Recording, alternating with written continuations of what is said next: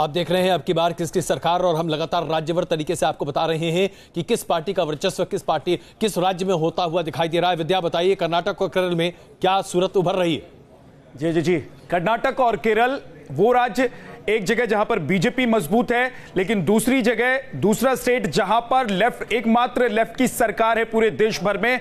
इन दोनों ही राज्यों में स्थिति कैसी है? सबसे पहले कर्नाटक का हाल दिखाते हैं अपने दर्शकों को। वोट शेयर के हिसाब से अगर देखें तो सबसे बड़ी पार्टी यहां कौन सी है और दूसरे नंबर पर कौन सी पार्टी आती है। कर्नाटक में आपको बताते हैं वोट शेयर किसके पास कितनी है। कांग्रेस प्लस को अगर देखें तो 45% वोट शेयर यहां पर कांग्रेस और बाकी जो उसके सहयोगी दल हैं उनको, और सीट में अगर तब्दील कर देते हैं इसी को तो फिर क्या होता है ये भी जरा देखते हैं।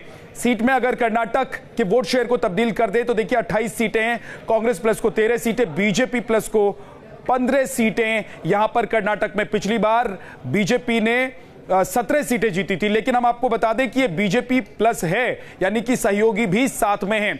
अब आपको केरल का हाल दिखाते हैं, केरल की जनता क्या सोच रही है, केरल का मूड कैसा है। सबसे पहले आपको वोट शेयर दिखाते हैं, BJP plus 13, Congress plus 36, CPM plus 31, अन्य 8 और कह नहीं सकते 12% ये लोग हैं। और इसी को अगर हम सीट में तब्दील कर देते हैं तो देखिए आंकड़ा क्या बन जाता है।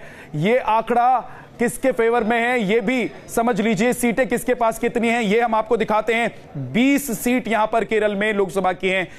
कांग्रेस प्लस को 15, बीजेपी प्लस को 1 और अदर्स को 4। बीजेपी प्लस को 1, यानी कि यहां पर बीजेपी का पिछली बार जो खाता नहीं खुला था वो खाता खुल सकता है। अजय जी, विनोद जी, आपकी पहली प्रतिक्रिया। जी, तमिलनाडु पे बात हो ही चुकी है। कर्नाटक में जेडीएस और कांग्रेस का इतना स्ट्रांग कॉम्बिनेशन है जिसका आप उदाहरण जो उपचुनाव हुए उससे देख सकते हैं। बेल्लारी की सीट जिस तरह कांग्रेस ने जीती और जिस तरह शिमोगा में जो 2.5-3 लाख से जीते थे येदियुरप्पा, उनके बेटे सिर्फ 50,000 वोट से जीत पाए, ये उसका तो मुझे नहीं लगता कि इसमें जो है कहीं ना कहीं अभी थोड़ा सा कोर्स करेक्शन की गुंजाइश है, क्योंकि जिस तरह से मौजूदा सरकार में सिर्फ टप्पल हो रहा है, तोड़ने की बात हो रही है, वो तोड़ तो बीजेपी कोशिश कर रही है, लेकिन पर कुछ लोग नाराज भी है ना। वो नाराजगी तब भी थी जब बेल्लारी और शिमोगा के इलेक्शन हो रहे थे, वो नाराजगी तब भी थी, वो जब से सरकार बनी तब से चल रही है। लेकिन नीचे जो वोटर है वो वोटर जो है वो इंटैक्ट है उनका। प्रेम शुक्ला जी, हमने 17 सीटों की बढ़त बीजेपी को दिखाई है कर्नाटक में, लेकिन अभी विनोद जी कहते हैं कि नहीं, इसमें कोर्स करेक्शन करने की जरूरत है और शायद वहां कांग्रेस और जेडीएस का गठजोड़ कहीं ज्यादा बेहतर प्रदर्शन कर सकता है। आपकी प्रतिक्रिया? कोर्स करेक्शन होगा कि भारतीय जनता पार्टी की सीटें और बढ़ेंगी, क्योंकि जदयू के साथ, जनता दल सेकुलर के साथ जिस तरह का व्यवहार है, जिस तरह से वो रोते पड़े हैं कुमारस्वामी, उसका परिणाम भी आएगा। और दोनों के, और भारतीय जनता पार्टी में जब वहां नेतृत्व, आप प्रधानमंत्री के लिए जब वोट पड़ रहा है तो प्रधानमंत्री के लिए वोट पड़ने स्वाभाविक तौर पर सब जानते हैं कि वहां तो देवेगौड़ा को प्रधानमंत्री बनना चाहिए, सपना ऑलरेडी कर्नाटक का प्रधानमंत्री हो, ये कुमारस्वामी को आ रहा है। तो दोनों के बीच कुमारस्वामी देवेगौड़ा को प्रधानमंत्री बनाना चाहते हैं और सिद्धरामैया राहुल गांधी को प्रधानमंत्री बनाना चाहते हैं। कर्नाटक वो स्टेट है जहां राहुल गांधी खुद को प्रधानमंत्री के रूप में प्रोजेक्ट कर चुके हैं। तो जब राहुल गांधी या देवेगौड़ा और आदरणीय नरेंद्र मोदी, इन तीनों में से किसी एक को चुनने की बात आएगी तो स्वाभाविक तौर पर हमेशा वजन जो है वो नरेंद्र मोदी जी पर जाएगा। और आपने देखा था कि पिछला चुनाव बुरी तरह से, नहीं थोड़ा सा एक 10 सेकंड और मुझे दीजिए। आपको यह ध्यान होगा कि पिछली बार जो चुनाव था 2013 में भारतीय जनता पार्टी वहां पूरी तरह से हारी थी, लेकिन जब 2014 का चुनाव हुआ तो भारतीय जनता पार्टी जबरदस्त वहां उछाल आया। वही उछाल इस बार भी आप पाएंगे कि भले 106 सीटें हमको विधानसभा मिली है, लेकिन जब लोकसभा का चुनाव होगा तो हमारी संख्या 20 से ऊपर। वही दोहराया जाएगा। प्रेम शुक्ला जी, आपने बड़ा अच्छी बात कही कि देवेगौड़ा को प्रधानमंत्री बनाना चाहते हैं कुमारस्वामी। कर्नाटक के लोग भी देवेगौड़ा को बनाना चाहेंगे, तो संभावना जेडीएस और कांग्रेस की जीत से बढ़ेगी या बीजेपी की जीत से बढ़ेगी? तो कर्नाटक के लोग अगर उनको एक संभावना 1% जेडीएस और कांग्रेस कॉम्बिनेशन के पक्ष में जाने से ज्यादा बनेगी कि शायद कांग्रेस का नंबर ना आए तो जेडीएस का देवेगौड़ा का नंबर लग जाए। नहीं विनोद जी, वो जो विवाद होगा वो विवाद इनका नुकसान करेगा। नहीं, विवाद तो शिवसेना और बीजेपी में महाराष्ट्र में इतना ज्यादा रहा कि चोर तक बोल दिया, तो उसके बाद वो विवाद वहां असर नहीं करेगा और कर्नाटक में करेगा ना। विवाद तो शिवसेना और बीजेपी का कितना हुआ? बोले कि कोई विवाद नहीं रहा। नहीं, शिवसेना बीजेपी कितना विवाद हुआ उस पर? प्रधानमंत्री पद को लेकर कोई विवाद नहीं है ना। अच्छा, मैं एक बार कर्नाटक में कोर्स करेक्शन की बात यहाँ पर कह रहे हैं विनोद जी, लेकिन इस बात से प्रेम शुक्ला जी कह रहे हैं कि सीटों में इजाफा ही होगा, कम नहीं होंगी। सापरा जी, लेकिन सबसे बड़ा सवाल ये, बार बार अगर आप भारतीय जनता पार्टी के सभी प्रवक्ता से बात करें, कहते हैं चेहरा हमारे पास है, आपके पास नहीं है, तो वे क्या करेंगे? चेहरे को कैसे ठीक करेंगे आप?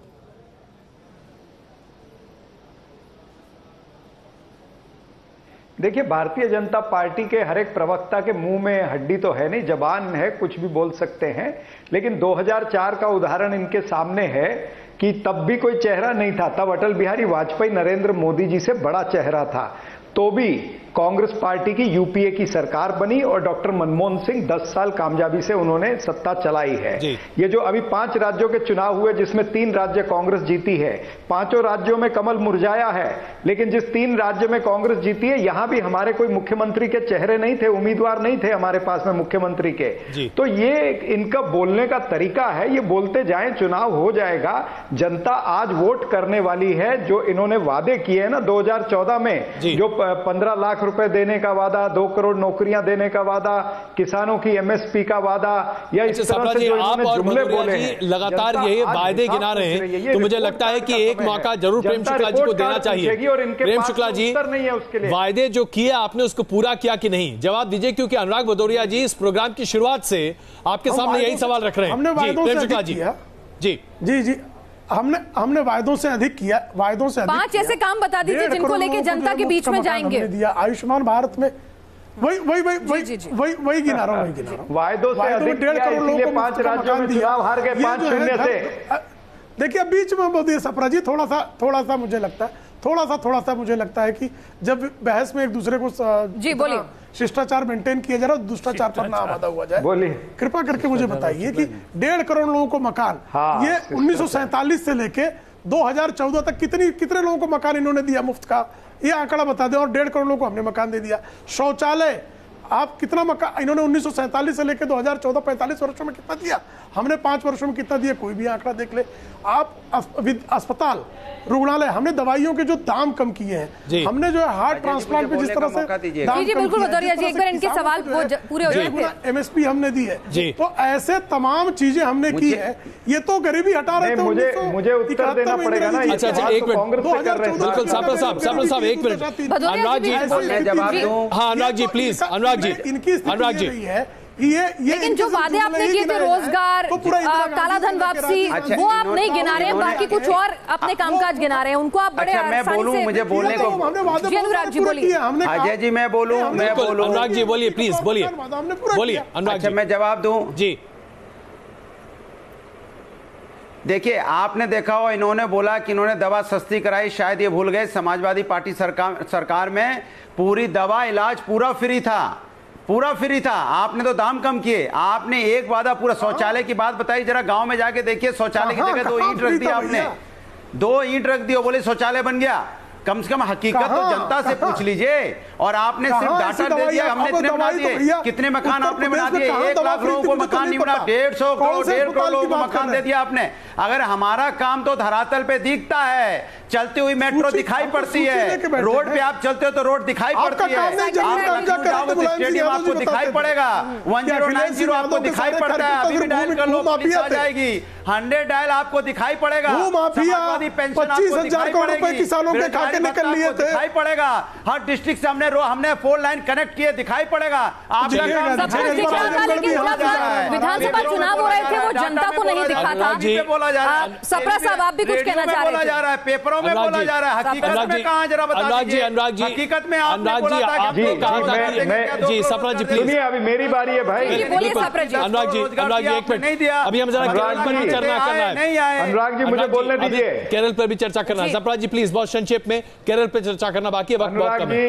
अनुराग जी सुनिए जी, देखिए नहीं संक्षिप्त की बात नहीं है, मैं बताता हूं आपको कि ग्रोथ रेट क्या है। यूपीए के समय ग्रोथ रेट 8.1% था, अभी 7.3% है, यानी ये कम हुआ है। क्रेडिट ग्रोथ ऑल टाइम लो है, प्राइवेट इन्वेस्टमेंट आ नहीं रही है, एनपीए बढ़ गए हैं और ट्रेड डेफिसिट बढ़ गया है, हमारा जो एक्सपोर्ट है वो कम हो गया है। ये तमाम सारी चीजों ने इकोनॉमी को इफेक्ट किया और जिस तरह से इन्होंने नोटबंदी लागू की या गब्बर सिंह टैक्स लागू किया, उससे छोटे उद्योगों को, छोटे आप लोग सब अपना अपना पार्टी मैनिफेस्टो अभी बता रहे हैं, इसमें कोई शक नहीं है, लेकिन तय तो जनता को ही करना। जरा केरल पर आते, मैं क्षमा चाहता हूँ, बड़े आदर के साथ क्षमा चाहूंगा आपसे। इंडिया फेल हो गया, स्टैंड अप इंडिया फेल हो गया। मैं बड़े आदर से आपसे क्षमा चाहता हूं। इनके सिर्फ साहब, केरल में अगर हम अभी देखें, हमारा सर्वेक्षण भी कहता है कि भारतीय जनता पार्टी एक सीट वहां अर्जित कर पाएगी।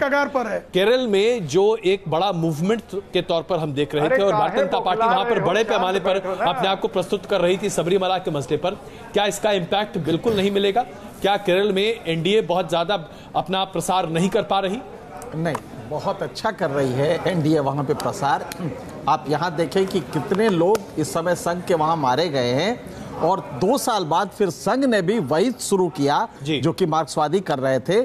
संघ के लोग जब करीब दर्जनों में मरने लगे तो उसके बाद उन्होंने भी वही हमला शुरू किया। आज वहां पे एक हिंदुवादी जो एलिमेंट्स है वो काफी अपना पैठ बना चुके हैं, और बीजेपी सीटों के टर्म्स में अभी नहीं, वो स्टेज नहीं आई है, क्योंकि उसके लिए 12% 14% से ऊपर जाना होगा। लेकिन इस समय बीजेपी काफी मजबूत है और सीट हो सकता है एक निकले, 2 निकले, लेकिन पहले से मौजूदगी तो दर्ज करा ही दी उसने अपने आपके हिसाब से वोट शेयर बढ़ेगा? वोट शेयर काफी बढ़ेगा, अच्छा बढ़ेगा। और ये बीजेपी का कमाल बीजेपी का नहीं है, ये संघ का कमाल है। संघ ने उनको थाली में सजा के ये सपोर्ट बेस दिया है, वैसे ही जैसे असम में दिया था। असम में 10 साल जो मेहनत किया उसकी वजह से मिला। बिल्कुल, ये मेरे ख्याल से केरल में जी। अगर हम केरल की बात करें तो एलडीएफ के पास उतनी ध्रुवीकरण के आधार पर वोट बनते नहीं दिख रहे, हालांकि सरकार एलडीएफ की है। यूडीएफ और जाहिर सी बात है कांग्रेस गठजोड़ को ज्यादा फायदा मिलता दिख रहा है, इसकी परिभाषा क्यों? देखिए, मैं एनके सिंह की बात से काफी हद तक केरल को लेकर सहमत हूं, लेकिन एक जरूर एक दूसरा पहलू है जो रखना चाहूंगा कि केरल में आरएसएस ने बहुत लंबे समय से काम किया है, लेकिन खासकर कुछ ही जिलों में, जैसे कन्नूर एक जिला है, तो वहां पर उन्होंने काम 70s-80s में शुरू कर दिया था। लेकिन जो चुनावी कामयाबी उनकी है वो इसलिए नहीं ज्यादा मिलती क्योंकि वो बहुत ही सीमित इलाके में काम है, सघन काम है, लेकिन इतना नहीं है कि वो उसका फायदा उनको मिले। तो मुझे नहीं लगता कि पार्लियामेंट्री इलेक्शन में कोई बहुत उनको इसकी बढ़त मिलेगी या फायदा मिलेगा। सीट वाइज एक आध मिल जाए, मैं आश्चर्यजनक मिजोरम के राज्यपाल का इस्तीफा इसीलिए करवाया है। मतलब अचरज होगा अगर ऐसा होगा तो, लेकिन विधानसभा में उनको हो सकता है कि बेहतर परफॉर्म करें। दूसरी बात कि एलडीएफ ने सबरीमला इशू पे भी तमाम उत्तर भारत में इस परसेप्शन के बावजूद कि वो शायद उनको लॉस होगा, लेकिन मेरा मानना है कि उनको बहुत बड़ा फायदा होने वाला है। इसलिए इसकी वजह है कि केरल जो है पढ़ा लिखा समाज है, उत्तर प्रदेश बिहार जैसा समाज नहीं है। वहां पर कास्ट से लेकर के और महिलाओं के इश्यूज को भी एड्रेस किया जा चुका है बहुत पहले। तो केरल में एलडीएफ का जो एडमिनिस्ट्रेटिव काम भी है, जो उनका सोशल इकोनॉमिक काम भी है, उसके अलावा उन्होंने इस मोर्चे पर बहुत अच्छा काम किया है। जी, मेरे पास बस 30 सेकंड है। केरल में हमारे सर्वेक्षण के आधार पर एक सीट आपको मिलती दिख रही है, तमाम कोशिशों के बाद और सबरीमला पर इतनी बहस के बाद एक सीट थोड़ा कम नहीं है? जी देख, केरल में हमारी सीटों की संख्या बढ़ेगी, जिनको अभी अंदाजा, लोग तो त्रिपुरा में तो हमको मान ही नहीं रहे थे कि हम आएंगे, बंगाल में हमारी बढ़त होगी कोई मानता ही नहीं था, उड़ीसा में भी हम कभी खड़े होंगे किसी ने सोचा नहीं था। तो जिन राज्यों में भारतीय जनता पार्टी ने प्रसार किया है उन राज्यों में केरल भी है, और केरल में हमारे सीटों की संख्या स्वाभाविक तौर पर आप कितनी सीटें मान के चल रहे हैं? अगर हम आपसे पूछें आपके हिसाब से कितनी? और सबरीमाला के मुद्दे पर मेरी सीटें कि हम दहाई में पहुंच सकते हैं। दहाई में सीट मालूम है कितना है? दहाई, बिल्कुल, यानी कि 10 के आंकड़े के आसपास की बात कर रहे हैं, और ये अपने आप में बड़ी बात होगी। 20 में से 10 हो सकता है कि आप लोगों को लग सकता है कि राष्ट्रवादी पत्रकार अज्ञानी होते हैं। ये अपने आप में मैं मानता हूं कि आपका भ्रम हो सकता है ये, यानी पहली बार खाता खुलेगा और वो भी ऐसी बम्पर ओपनिंग के साथ। हम एक कह रहे हैं, आप शून्य की महत्ता बताते हुए उसे दहाई तक ले जाएंगे। चलिए, हम यहाँ पर बस कुछ क्षणों के लिए रुक रहे हैं और वापस आकर महाराष्ट्र, गुजरात और गोवा की तस्वीर आपके सामने प्रस्तुत करेंगे। न्यूज नेशन सभी राज्यों का सर्वेक्षण आपके सामने लेकर उपस्थित है। राज्यभर तरीके से हम आपको बता रहे हैं कि हम दरअसल 270 एनडीए को क्यों दे रहे हैं। इस पर आइए, चर्चा विस्तृत जारी रहेगी, बन रही है हमारे साथ।